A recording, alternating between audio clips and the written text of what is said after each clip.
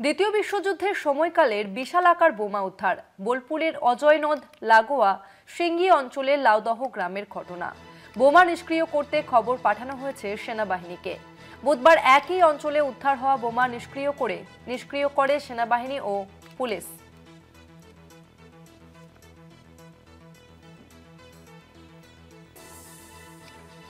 বোমা নিষ্ক্রিয় করতে খবর পাঠানো হয়েছে ইতিমধ্যেই সেনাবাহিনীকে। দ্বিতীয় বিশ্বযুদ্ধের সময়কালের বিশাল আকার বোমা উদ্ধার হয়েছে।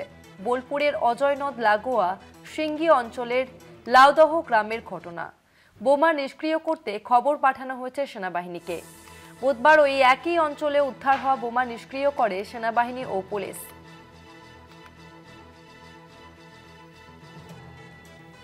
আমরা বিস্তারিত জানবো। আমাদের সঙ্গে ফোন লাইনে রয়েছে প্রতিনিধি মনা বীরবংশী। মনা, ঠিক কি খবর পাচ্ছ?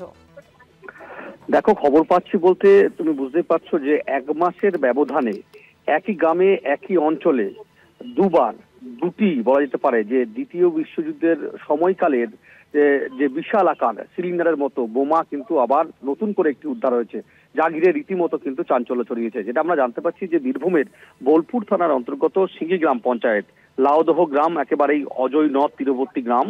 সেই অজয় নদের চরেই মূলত গ্রামবাসীরা যখন নদে নামে তখনই তাদের নজরে আসে এবং একটা বিশাল আকার সিলিন্ডারের মতো বোমা বলা যেতে পারে। দেখো, অবশ্যই এই বোমা কিন্তু নজরে এসেছে গ্রামবাসীদের। তারপরেই পুলিশকে জানানো হয়।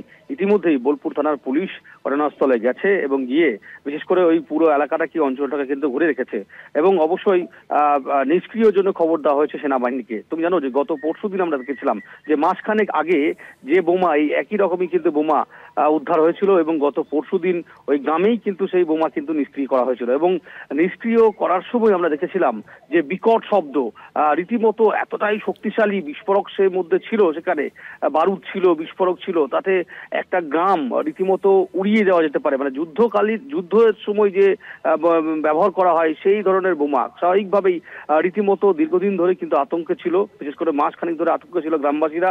আবারও নতুন করে সেই একই ধরনের কিন্তু বোমা উদ্ধার হয়েছে, যা ঘিরে রীতিমতো কিন্তু চাঞ্চল্য এবং আতঙ্ক পরিবেশ তৈরি হয়েছে। রীতিমতো ভীত সন্ত্রস্ত গ্রামের মানুষজন।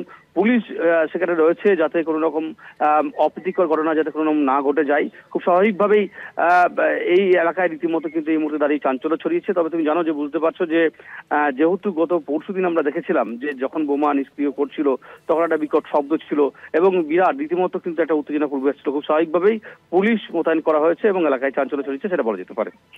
ধন্যবাদ মোনা।